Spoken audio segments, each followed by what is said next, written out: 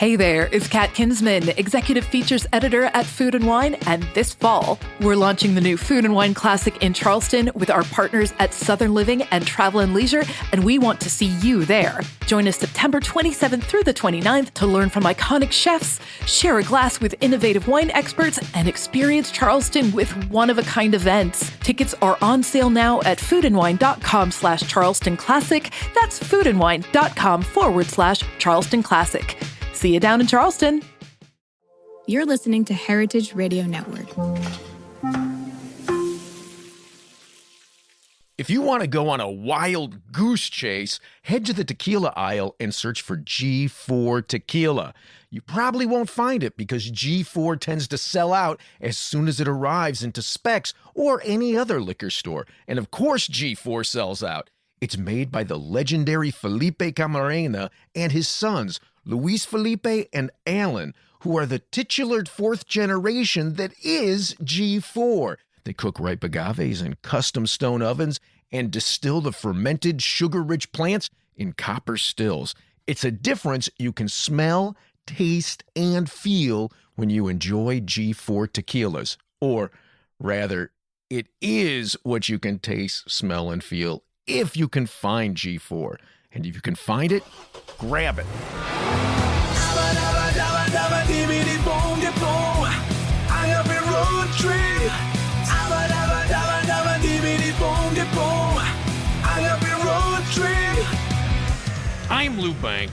I'm Gustavo Romero. And this is Agave Road Trip, the critically acclaimed award-winning podcast that helps Gringos bartenders better understand agave spirits, and rural Mexico. Before we get into the actual topic today, Chef, I just want to give a shout out to Off Premise, where by drinking kava you can save 15%. Did I do that right, Adam?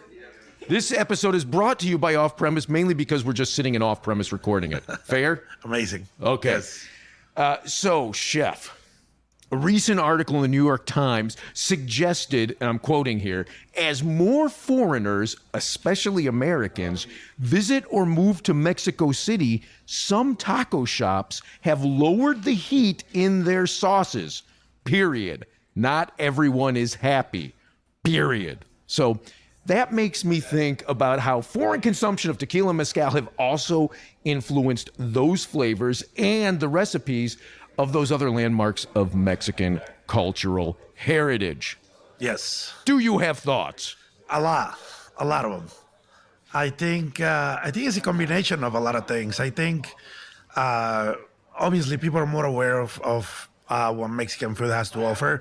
It's a lot of more people going to these places, and I think the economy has a big impact into it. I think the bigger production of things for people that have very smaller houses and equipment that is not equitable to volume.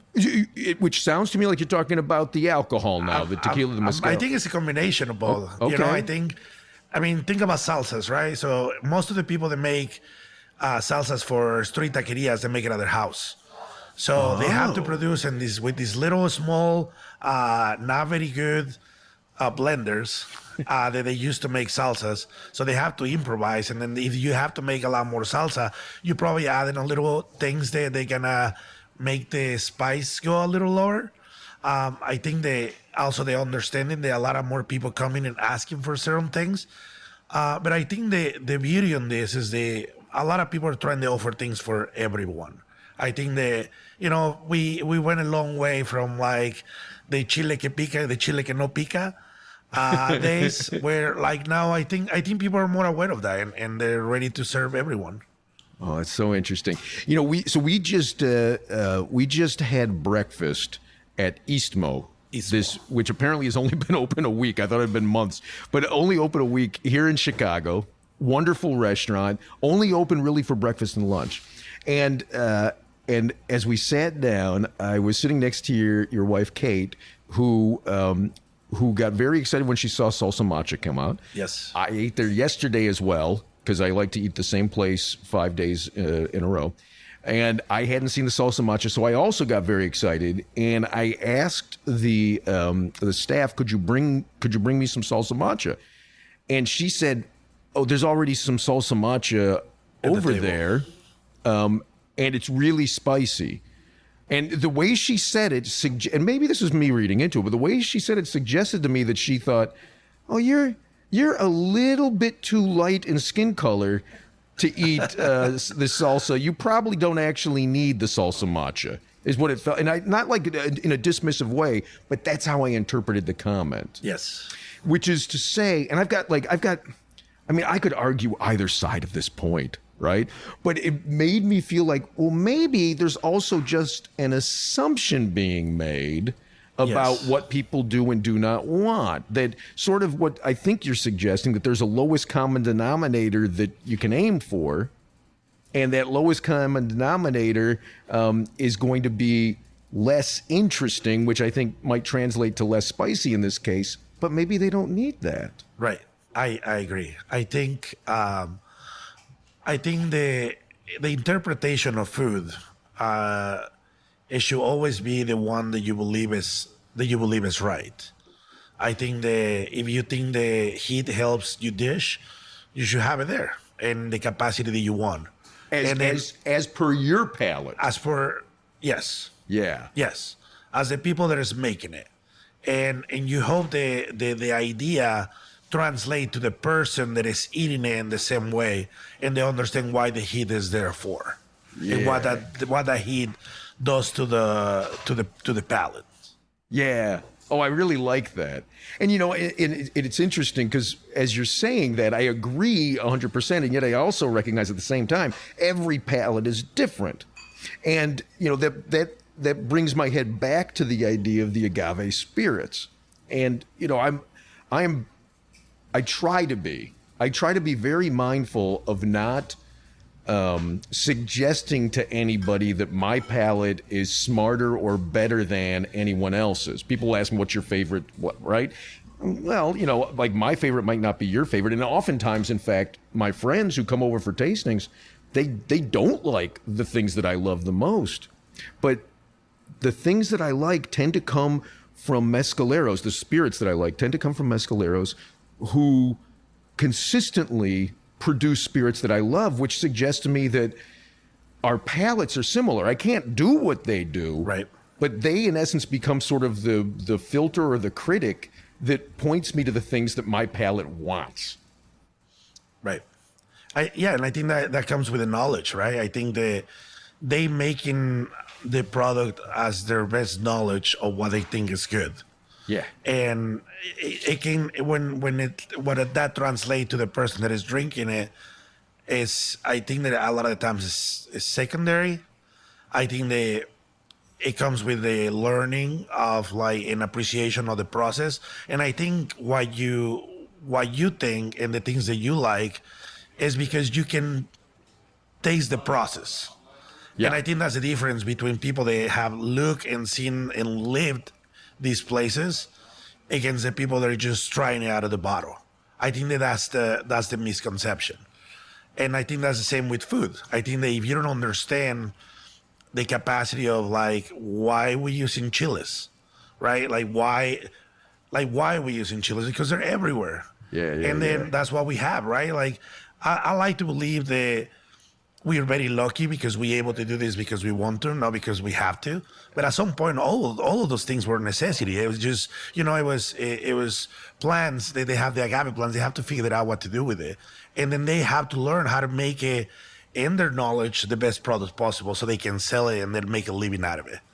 God, but that actually in a way contradicts what we're talking about. So what I mean by that is there's the follow your palate concept, but I would argue that the best-selling agave spirits have to be tequila, right? Yep. And that if I taste some of the best-selling brands, while I rarely dislike them, they're rarely things that I feel like, oh, I need to taste that again. I find them uninteresting. And yet, their sales are significantly higher than the stuff that does speak to my palate. Yeah, I think it's more trendy than product. How do you mean? I don't think tequila is the most selling spirit because of people understanding of the flavor of tequila. I think it's because they think that, well, I really just want to get drunk, so let's go for tequila. Well, wouldn't that just be the $15 bottle of vodka? Well, it sounds more appealing, like you sound more Sophisticated as you're vomiting in the toilet. Yes. Oh, well, you definitely want to be sophisticated as you're driving that porcelain bus. I don't know. I think there has to be something. There has to be something to what you're saying, right? Like people follow trends. We've always followed trends. And if you ask, and I've done this, when I've asked people in bars who are drinking tequila or drinking mezcal, if they know what it's made from, even though it oftentimes will say 100% blue Weber agave, 100% agave, 100%, it'll say agave on the bottle, they don't know. Right. And, and the same could be said for what's the difference between bourbon and whiskey, and people don't know. So maybe it is in large part trends. But if it is in large part trends, and you've got something that's going to surprise people, are you, in essence, aiming for that satisfaction point over the satisfaction of pleasing somebody in a way that's unexpected versus pleasing yourself with more income? I think that's the difference. I think that you have to decide if you want to make something for everyone or you want to make something for the people that's going to appreciate it. Yeah. I think that's what the difference relies. I think that I've seen labels in the beginning they were extremely good, and as they needed to produce more and as their necessities change, the product also change, and a lot of times not for the best. Not for the best in terms of your interpretation of the flavor profile, or not for the best in terms of the income stream? For the flavor profile that I believe that it was best before. Yeah. And yet the income stream has probably increased as a result. It's probably better, yes. Which is, again, like it's this fascinating duality. I just recorded an episode, which you haven't heard, but by the time people hear this, if they actually listen to this podcast, will have heard, where I recorded with Linda an episode about my argument that mezcal really is smoky tequila. And the point that I try to make in that episode is that all of the geeks who, like myself, right, who love these agave spirits, when they hear that phrase, oh, it's mezcal smoky tequila, they go nuts. And my argument is, well, and now if you haven't heard the episode, you won't need to listen because this is the argument. But in essence, boiled down, my argument is, well, it is because 90% of what's consumed in the USA. So if you're talking about I'm talking strictly about Yankee consumers. Yep. 90% of what we consume in the USA that's an agave spirit, we consume in a cocktail, and that's true. Probably 95% for tequila, maybe 90% for mezcal. Yep. It'll get there. That makes sense. Yes. Yeah, and as a consequence, understanding that when people drink a mezcal cocktail, they want it to taste smoky because that's what they expect. Right. And so as a consequence, these spirits are being made to be smoky tequila. Yeah, and you look for that as a mixologist and as a cocktail creator. You look for that. Like that's a big part of it. And sometimes you will use mezcal that you will not drink by itself just because you want to create the flavor profile. Right. But in doing that, so now let's get back to this New York Times article, right? So in doing that, the New York Times article is suggesting, not exclusively, but is suggesting that Yankees going to Mexico, either visiting Mexico or moving to Mexico, that these Yankees have changed the flavor profile of salsas. And maybe they have, maybe they haven't. But in looking at the trend of mezcal, in a way, Yankees have changed the flavor profile of mezcal. Yes. So, looking at it from that standpoint and trying to set aside the salsa, because that's a separate salsa. Well, actually, is it a separate argument? Salsa within Mexico is changing, they say, because of Yankees. They also suggest there might have been some digestive issues in Mexicans, yes, where some of them are no longer wanting a spicy food. Yep. Oh, we can't eat it anymore. Right. So, it makes me wonder, what does the consumption of mezcal in Mexico look like? Have we changed it just in the USA and what's getting shipped up here, Smokey, and down in, because when I think about the brands that I see in the cities, I mean, certainly not when I'm in Santa Catarina, Minas, Oaxaca, right? Or Rio de Parras, Michoacan, or right. It clearly reflects the local palate, the families that I'm visiting. But then what are they drinking in the cities? Yep. Yeah, it's a very common brands, I would say. Yeah. Especially, I'm from Hidalgo. We don't get a lot of good mezcals there. So what you get is what you would consider to be, the everyday mezcal per se. We don't get any of the complex flavors, profiles. Well, no, you're Hidalgo. You guys are busy drinking pulque. Pulques, yes. Yes. Sure, but And then you have to think that how many states produce agave. What are they doing the other 25 states? Oh, see now I've been told that of the 32 states, there's evidence that in 20. I want to say it's 23 of them, 24 of them, that there are spirits being made. They have to be, yes. Yeah, and in fact, I've had agave spirits in Hidalgo, but it's the agave spirits that are distilled from the pulque. From the pulque, like the comiteco. Yeah, exactly, Yes. Exactly. But so to get back on that track of the conversation of okay, so are we changing are Yankees changing the flavor profile, or even Chilangos? Yes. Right, changing Yes. the flavor profile of mezcal. My head then goes kind of full circle to tequila. And I think about how tequila was, heading in this direction of premium just really meant it's 100% agave, but still industrially made. Right. Right. And now because so many Yankees are drinking mezcal, which is being viewed as, oh, well, Yankees like things that are made in a pre-industrial manner. Now you start seeing this trend of, and I would argue David Suro really is the guy who forced the trend in tequila. Now you're seeing so many tequila producers who are going back to pre-industrial methods. And I would argue that is also because of consumption patterns in the USA. Yes, it has to be. It's a market, right? It's what you're going to sell. I think it happened a lot the same with corn. Tell me. And maybe you should preface this with your relationship to corn. So we have a tortilleria in a Mexican restaurant in Minneapolis that is based in heirloom corn. And then sometime in the 90s, 2000s, it was a trend in Mexico when a lot of people started coming to the States where you will only eat white tortillas.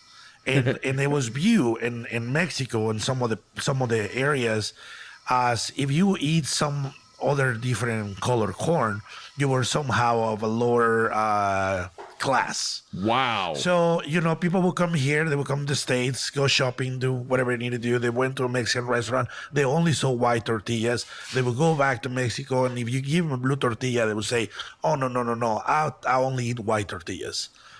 Wow, that's a different kind of white supremacy. That is. I think that's one of the impacts that the U.S. has over Mexico. Huh? Or it did at some point until the last revolution for the past 10 years, where we've been trying to regain all those corns, because the problem with that is that people stop growing it. Right. So if you don't sell it, and then we go into the same process, it's like people in tequila are seeing a little low sales because of mezcal, and they say, well, okay, what does mezcal do? And it's taking business from us. Or they just going back to what we used to do. Well, maybe we should do that, and then we will be the first tequila that is going back to traditional methods of distillation. Oh, that is so fascinating. So, if I'm hearing you correctly, it's sort of cyclical. I think so. Yeah, I think so. But the real danger. Well, I shouldn't say the real danger. The danger that I see in that particular pattern, that cycle, is you can't always go back. It's like if you don't change the oil in your car, I'm just realizing I forgot to change the oil in my car last month. If you don't change the oil in your car, the engine dies. It's not like just add the oil and it comes back. And same thing with these plants. If we don't eat a greater variety of corn, if we don't eat red tortillas, blue tortillas, yellow tortillas, right? Yes. Those corns might disappear. And same thing with the agave spirits. If we only consume Espadín and Blue Weber, that Araqueño might cease to exist. So what do we do? Is this a way of saying we should all eat spicy food if we don't like it? I think we should educate people into why are things there. And it's, you don't have a lot of control over it, except the fact that like that's what you serve. But I think the more you explain people why, and you do it consciously, I think that's the key. Like you need it. Like a lot of people don't understand, and that's the truth. They taste mezcal once, and they're like, "Oh, I don't like it," and then you probably taste, Montalban. Now that it's like it's what a lot of people have. Yeah. And now you have a lot of more. You have a lot better mezcal out there that you can try, and the price because they don't understand it might scare some people out. I think we have a long way to go still in explaining the world of agaves, and it helps that people go there and they go to Oaxaca and they go to Durango and they go to all these places where there are mezcals and they fall in love with it and they come back here and they start looking for it and they start asking, and that's how kind of these trends work. But we go back into the same. It's an impact of the transaction between the two countries that I think is very beneficial for both. Yeah. I agree with that entirely. And I think we change each other in significant ways. And sometimes it's good and sometimes it's bad. But so long as we embrace each other and one another as countries, but also just one another as people. Yes. Right. And our neighbors, right. As long as we're open to tasting and trying and thinking, and the idea that maybe we're wrong and maybe we're right, that we end up we're never going to end up anywhere. It's an ongoing race until we all pass out and get buried. Yeah. Yep. Yeah. But just thinking about it, like, and being able to try new things, to think outside what you think that is the only way that it's supposed to be. I think that's what we're trying to do. I think that obviously it's a preconception of what we do. People have an idea what an agave spirit is supposed to taste like. People have an idea what Mexican food is supposed to taste like. And then what we do is we're trying to be like, look, like, yes. And it's also a lot more out there. And there's a lot of other things that are really good. And you just have to experience it. Oh, we're very fortunate that we have experience in different ways, and then in a way is we trying to give that experience to people, and it's so difficult because it's all in a plate or enclosed in a bottle. But I think we're trying to do the same thing. We're trying to pull a little bit of what they have there and just trying to give it to people here. Beautiful. I love that unless you've got something else to add, I love that as a conclusion. I love it. Okay, then I'm going to say also, if you're in the Chicagoland area and you want to try those different spirits, you should stop by Off-Premise on Armitage Avenue, because they've got a wide variety of agave spirits and other booze that you can try. What do you think? Is that good? I love it. Catch you down the road then, Chef. Thanks so much for joining me. Thank you so much. You've been listening to Agave Road Trip, the critically acclaimed award-winning podcast that helps Gringos bartenders better understand agave spirits, and rural Mexico. We're blessed with sound engineering by Roy Sierra and a theme song performed by Gabriel Oliveira and Marco Ricos. Sign up to become a road tripper and listen to more episodes at agaveroadtrip.com. If you enjoyed this podcast, please let us know. And if you hated it, well, I'm sure you'll let us know that too. You can also find us on Facebook and Instagram at Agave Road Trip. Agave Road Trip is a production of 10 Angry Pit Bulls, Inc.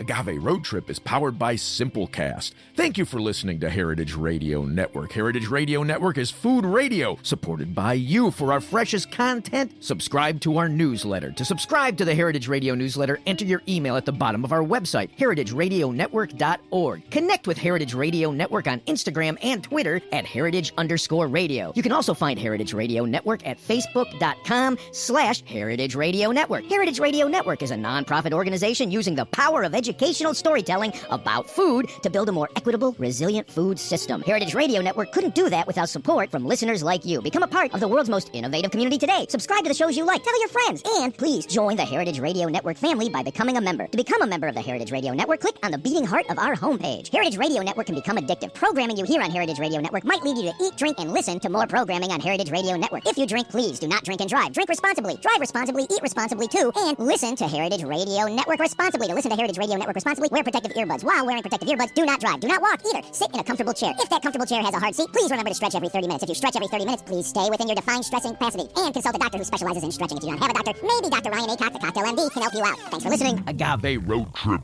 out.